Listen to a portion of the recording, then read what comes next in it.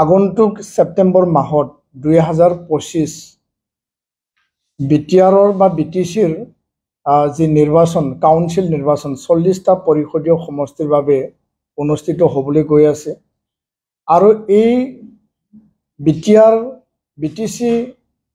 Election 2025ৰ লগত সংগতি ৰাখি পেলাই সমগ্ৰ 40টা পৰিষদীয় সমষ্টিত ড্ৰাফট ইলেক্টৰেল ৰোল যি খচৰা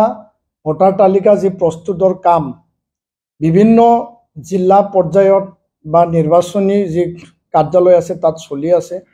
আসাম ষ্টেট ইলেকশ্যন কমিশনে সেই গোটেই প্ৰক্ৰিয়াটো তদাৰক কৰি আছে আৰু এই ক্ষেত্ৰত আমাৰ আহ্বান আৰু আমাৰ দাবী আজিৰ এই সংবাদমেলৰ যোগেদি আসাম ষ্টেট ইলেকশ্যন কমিশনক আমি আহ্বান জনাইছোঁ দাবী ৰাখিছোঁ যে 2025 সেপ্টেম্বৰ মাহত হ'বলগীয়া বিটিচি ইলেকশ্যনৰ যি ভোটাৰ তালিকা বা ইয়াত ইলেক্টৰেল ৰোল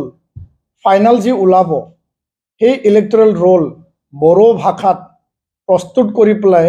এইটো পাব্লিছ কৰিব লাগে বড়ো ভাষাত এভেইলেবল পোৱাকে সেইটো কৰিব লাগে আজি নিখিল বড়ো ছাত্ৰ সন্থাই অসমীয়া লগতে বড়ো ভাষাত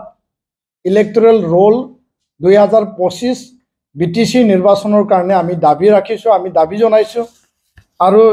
এই ক্ষেত্ৰত আমাৰ এইটোৱে দাবী থাকিব যে বড়ো ভাষা 8 শিডিউলৰ অন্তৰ্ভুক্ত ভাষা হয় ৰাষ্ট্ৰীয় পৰ্যায়ত স্বীকৃতি প্ৰাপ্ত যেহেতু 2003 বিটিচি চুক্তি হৈছিল 2004 বড়ো ভাষাক সংসদত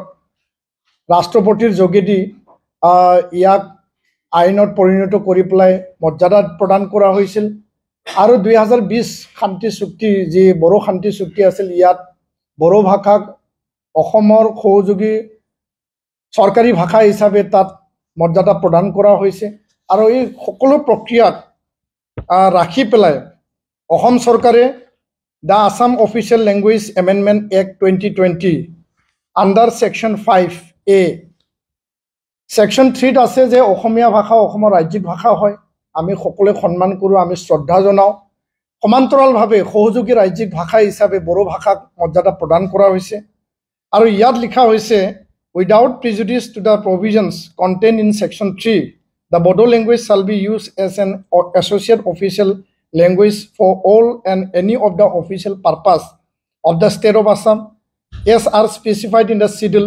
in the districts and subdivisions having substantial Bodo population as may be declared by the state government from time to time. So ইয়াৰ কাৰণে যোৱা আমি দেখিবলৈ পাইছোঁ যে পঞ্চায়ত নিৰ্বাচনত ভোটাৰ তালিকা অসমীয়া ভাষাত প্ৰস্তুত কৰা হৈছে